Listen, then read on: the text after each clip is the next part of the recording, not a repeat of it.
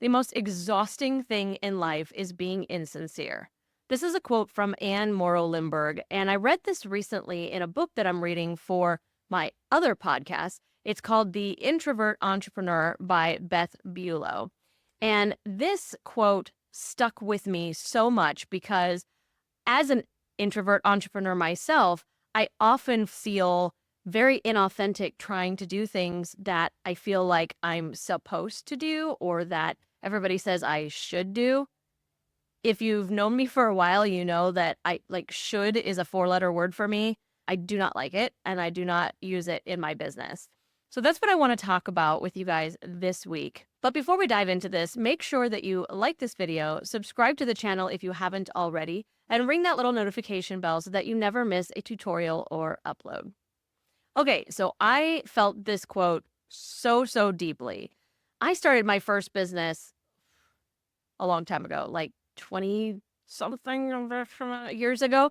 And I always felt this. I never felt comfortable or confident in a very salesy kind of environment, whether that was during a discovery call with someone, which, by the way, even just the idea of a discovery call with someone, I also didn't like.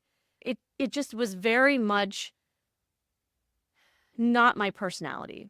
My goal, my desire is to help other people, right? When I started my first business as a vocal coach, as a singing teacher, my goal then was to help people. Obviously, I knew that I needed to have some formality to it. I needed to charge for that help and all of that. But it was never something that I felt super comfortable going out and pursuing people for. It was always my desire that somebody would see what I was doing, hear what I was doing, and approach me so that I didn't have to approach them. And for a good long time, that's exactly how my business grew. I mean, I've said before, I kind of accidentally started that first business. It had never dawned on me to be a voice teacher for, in hindsight, really silly reasons, primarily because I didn't see myself as having the skill set that my voice teachers had had. And so therefore I felt like, well, I can't do this myself. This is not something that, as much as I would love to do, it's not something that I'm going to be able to do unless I grow those skill sets. Skill sets primarily being their piano skills. I play a little, but I don't play the way that most of my voice teachers do. And it took me a while to kind of get over that and to realize that that isn't a requirement of being a voice teacher at all, especially nowadays when so many voice teachers are teaching online lessons, Zoom lessons. You don't play the piano live for that person. It just doesn't work that way. There's lag and anyways, that's all technical stuff that you don't care about. But the point being that something that was holding me back for such a long time turns out to not even be important. And thank God I ultimately didn't let that stop me. But it always kind of held me back from feeling like I should be out there pursuing people saying, hey, you want to take some voice lessons? I can help you out there. And honestly, I never really did that with that business. I did utilize tools like Groupon at the time just to get visibility, get the word out. So it's kind of before, I don't want to say before YouTube was a thing, because obviously YouTube was a thing, but it never crossed my mind back then that YouTube was a place that I could present my voice teaching and, help people in that way and also gain visibility. Clearly, I was wrong about that because there are tons of amazing voice teachers that are using YouTube all the time to gain that visibility and grow that connection with their audience of potential new students. But at the time, it was not at all a thought that crossed my mind. But something like Groupon did make sense, and it brought me a lot of great clients, and there are probably people watching this video right now who wouldn't be watching it had I not done that. Many of those strategies that I employed back then didn't really translate well when I decided to start the Tech Savvy Academy and move into the business coaching, business mentoring world. So I had to kind of start from scratch. And like most people, when you're starting in a new industry or starting with something that is unfamiliar territory, you kind of look around and see what other people are doing. You listen to what successful people in your industry tell you worked for them, and ultimately you try the same things. And I'm not saying that you shouldn't do that. We talked last week about how no two businesses are going to be the same. You're not one size fits all of that. And that's true. but you got to start somewhere, right? So it absolutely makes sense to look at what people are telling you and what is working for them and try it for yourself. However, you can tell if something feels out of alignment for you. And one of the primary ways that I have found in my own life and in my own business to be able to tell if something is out of alignment with me is just not the right solution for me is how it makes me feel after I do it. Now, this is not about fear or nervousness or anxiousness because honestly, we're going to feel those things a lot of the time before we do something that is outside of our comfort zone. Even if it's a good thing to do and something that we're ultimately going to love, while it is still the unknown, or even sometimes after we've done it successfully a few times and we know in our heads that it's going to go well, we still can have that anxiousness, that nervousness, because it may be a little bit outside of our normal tendencies. The difference from my perspective, though, is how we feel after the fact. It's not even necessarily about whether it was successful or not. It's more about, did it light you up or did it wear you out? We have different personality types. There's introverts, extroverts, ambiverts. I consider myself personally an extroverted introvert. And by that, I mean that I can come across as extroverted in many situations. In fact, there are people in my life who would be surprised to hear me say that I am an introvert. But there would be other people who wouldn't be surprised by that at all because they can see that I thrive best in small, small environments or by myself. And I think that's because of the amount of energy that it takes from me to be that extroverted personality. And I think ultimately that's what it comes down to. And, I always kind of thought that, but this book is helping me to realize that that actually might be rooted in some science. It really does come down to what gives you energy and what takes your energy. And for me, big events with lots of people, that is not my favorite. I can be social when I need to, but I am much better in small groups, like I said, and much better with a couple of close friends or just my husband or sometimes even just my dog or me. And that is one of the ways that I know that I have that introverted tendency. So, what does that mean?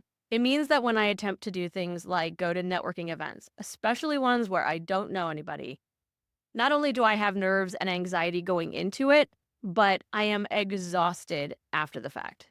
And this doesn't mean that I can get away with saying, oh, well, then I never have to do networking events ever. No, not at all. But I need to reevaluate how I do networking events and when and where and all of that. And that's actually one of the things I'm really getting out of this book. I'm going to be recording an episode with my co-host on my other podcast about this book. We're both actually reading it right now.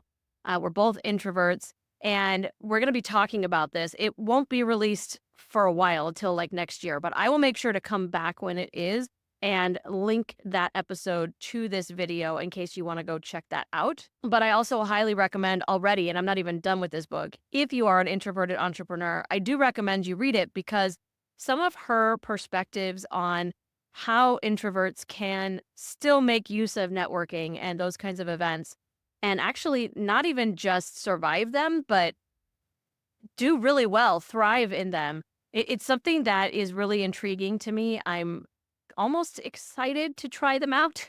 Almost. I'm still not a huge fan of networking events, but I'm interested to see how this approach would change not only my perspective going into these events, but how I feel after the fact. When I am extroverted in certain situations, it is natural. It is not something that I am faking. And that's something that she talks about a lot, especially in the context of this quote, that idea of fake it till you make it and how much of a disservice you're doing to yourself if you do that.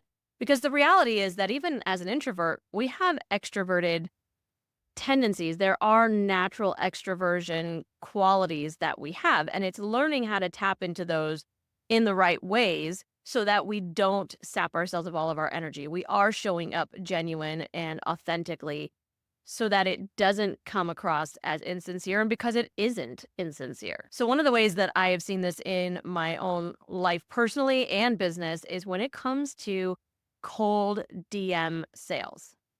We all get them. We get the super sleazy, super obvious, super slimy ones where somebody just out of nowhere will DM us on Instagram or Facebook or wherever and just immediately start with a pitch.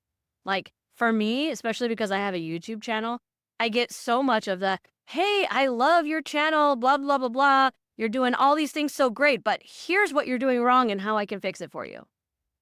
Like, seriously, who is going to respond to that? I mean, maybe that's sincere coming from them, but it certainly wouldn't be coming from me because I think that is so gross. That is like a backhanded compliment that you are kind of trying to manipulate somebody into listening to what you have to say, listening to your sales pitch, and then hopefully ultimately hiring you to do whatever. And I just think it's gross. And if I were to even consider doing something like that, it would be so completely insincere and it would be exhausting. Even though it's not an in-person face-to-face thing, it would exhaust me to kind of maintain those conversations. So for that reason alone, I would never do them, but also because they're gross. But there's another kind of style of this cold DM networking that I've been seeing lately. And it's so obvious to me when somebody is doing that from a place of authenticity and from who they are and what their personality truly is, and when they're doing it because somebody told them to. And I have a great example of this. So you may or may not know this, but my husband is an author. He recently indie published his first novel, actually last year, and he's in the process of marketing and gaining visibility just like we all do, while also writing his second novel. Just amazing to me. But the other day, he had this really interesting experience. So he's on X. I'm not at all. I never have been. But I guess it's a place that a lot of authors go. So he's on X and he got this completely random X DM, which I am so not an X person. I didn't even know there were X DMs or X chats. It makes sense, but I just had no idea.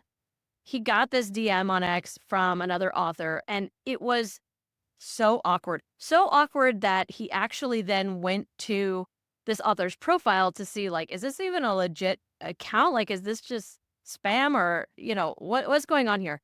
Because this person literally started the conversation with, hello. And that's it. No, hello, my name is blah, blah, blah. Nothing. Just hello. Well, what is the purpose of that? That it's so awkward. It's so insincere. And it totally felt to me like somebody who maybe their agent or their manager or somebody was telling them, you need to start connecting with more authors, start DMing people.